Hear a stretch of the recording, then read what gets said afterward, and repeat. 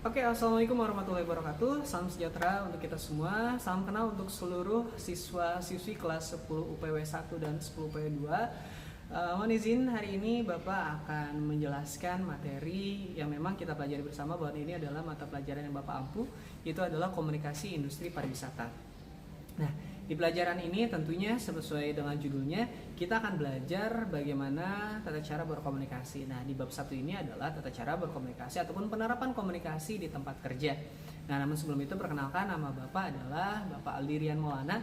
Namun biasanya siswa-siswi Bapak dan juga Bapak Ibu guru bisa memanggil Bapak adalah Pak Riu.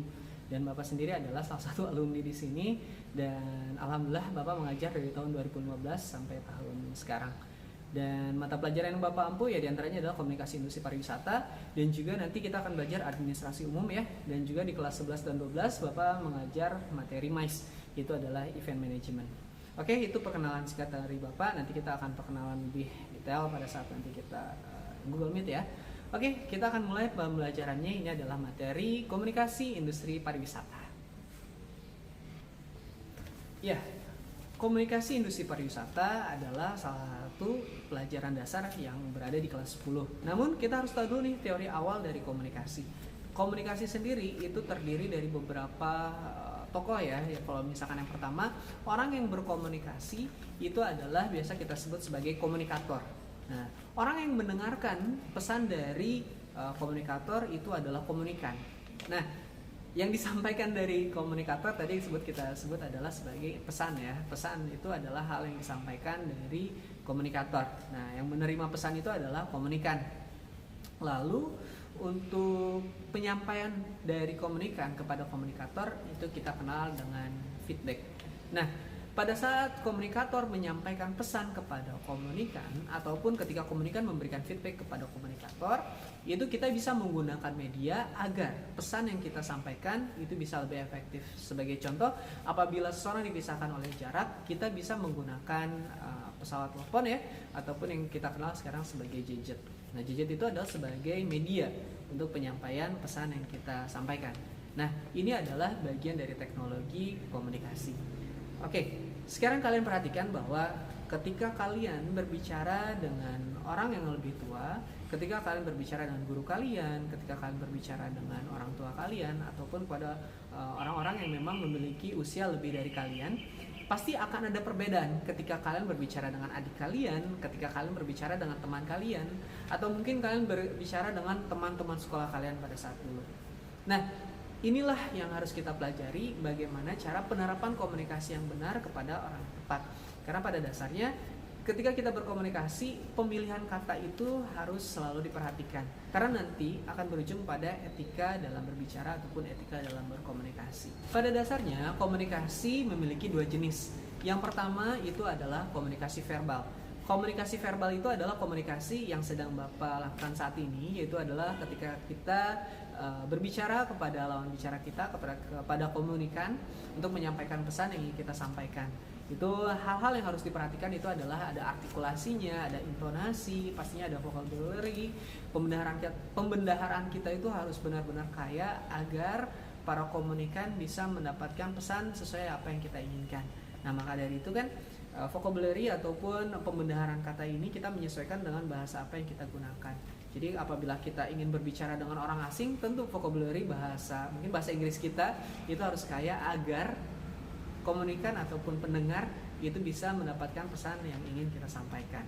Lalu selanjutnya ada selain bahasa verbal yang tadi Bapak sebutkan, itu adalah bahasa komunikasi ataupun bahasa yang biasa kita sebutkan ataupun bisa kita bicarakan kepada orang lain, seperti pelafalan yang Bapak sekarang lakukan.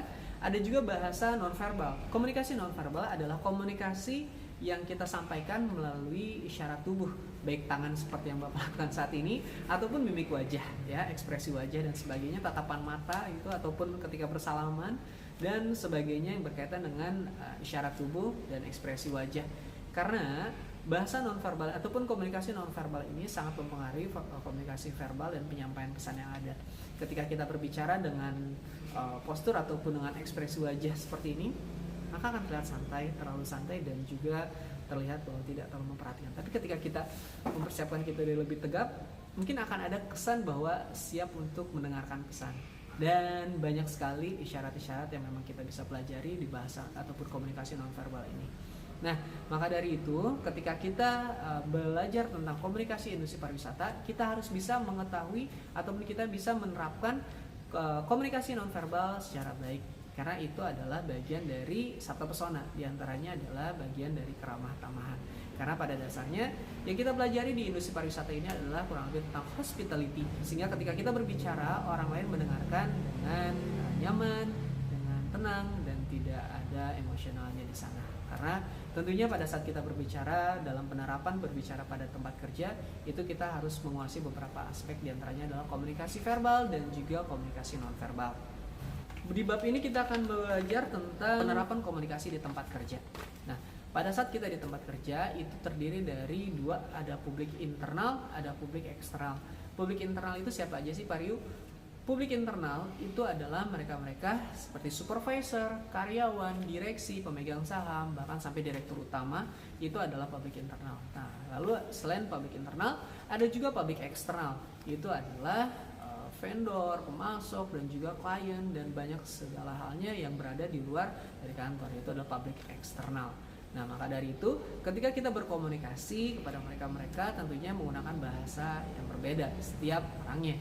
Ketika kita berbicara dengan kerabat kerja kita, ketika kita berbicara kepada direktur kita, ketika kita berbicara dengan klien, itu ada penggunaan bahasa tersendiri ataupun komunikasi tersendiri baik secara verbal ataupun non-verbalnya. Nah, itu yang perlu kita latih. Ya, jadi kurang lebih itu adalah pertemuan kita pertama pada hari ini, dan kita akan melanjutkan lagi pembahasan tentang komunikasi di tempat kerja ini di pertemuan yang akan datang. Namun sebelum itu ada tugas yang kerjakan supaya nanti kalian bisa menerapkan komunikasi ini dengan baik.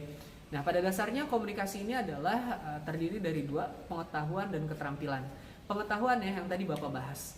Keterampilannya adalah ini akan mengasah skill. Skill itu tidak akan pernah terasah apabila tidak ada praktek. Maka dari itu kita perlu praktek agar kita semua bisa menguasai satu teknik tertentu ataupun suatu skill. Salah satunya adalah komunikasi. Nah, untuk itu Bapak minta kalian membuat akun Instagram atau menggunakan akun utama Instagram kalian, nggak apa-apa.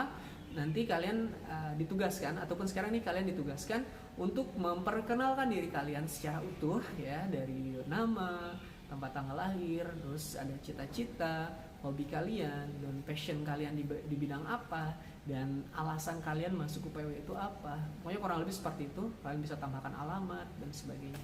Nah, kalian jelaskan dalam 1 menit, dan nanti kalian upload di Instagram kalian atau di second IG kalian.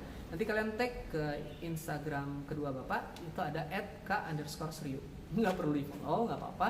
Dan penting kalian bisa tag ke sana, nanti akan menjadi nilai harian. Jangan lupa sertakan nama lengkap kalian dan nomor absen dan kelas kalian ya. Jadi tugas untuk nanti Bapak cek di minggu depan, batas akhirnya sampai minggu depan di pertemuan selanjutnya nanti Bapak akan bahas. Nah, nanti Instagram kalian tersebut itu akan selalu Bapak monitoring dan akan selalu Bapak tutor, supaya nanti kedepannya kita sama-sama belajar bagaimana berkomunikasi yang baik, bagaimana meningkatkan skill komunikasi kita. Itu aja pertemuan hari ini. Mohon maaf bila salah kata. Semoga bisa mendapat pelajaran yang berguna bagi kedepannya. Assalamualaikum warahmatullahi wabarakatuh. Salam pariwisata.